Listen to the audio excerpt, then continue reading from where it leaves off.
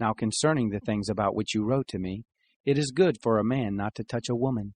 But, because of sexual immoralities, let each man have his own wife, and let each woman have her own husband. Let the husband render to his wife the affection owed her, and likewise also the wife to her husband. The wife doesn't have authority over her own body, but the husband. Likewise also the husband doesn't have authority over his own body, but the wife.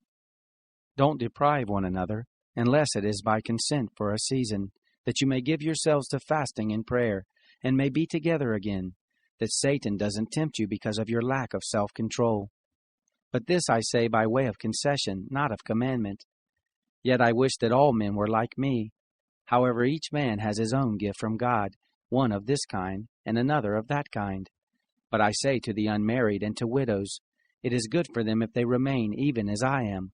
But if they don't have self-control, let them marry, for it is better to marry than to burn.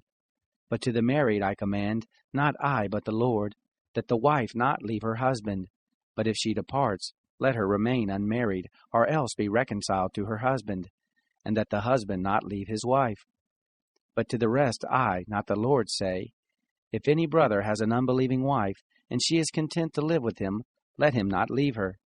The woman who has an unbelieving husband, and he is content to live with her, let her not leave her husband.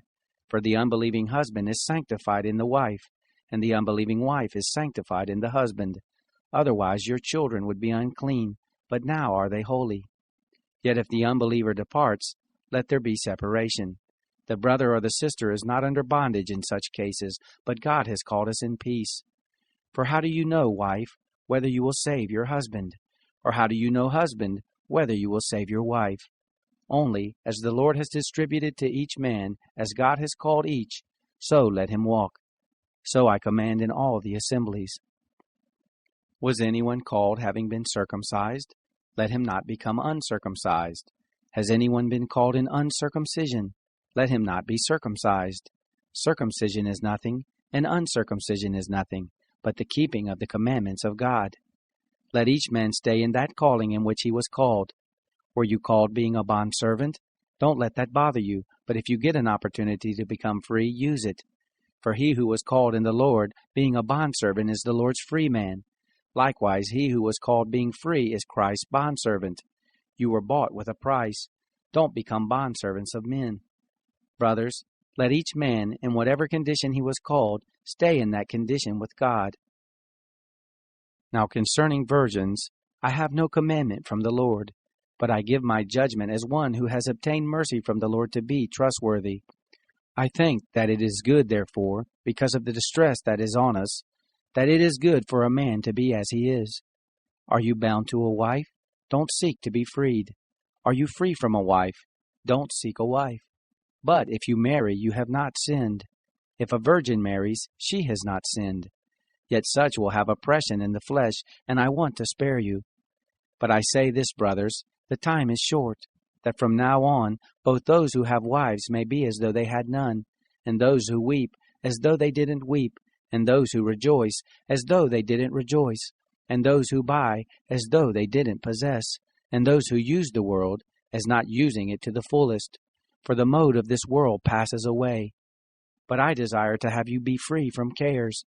He who is unmarried is concerned for the things of the Lord, how he may please the Lord. But he who is married is concerned about the things of the world, how he may please his wife.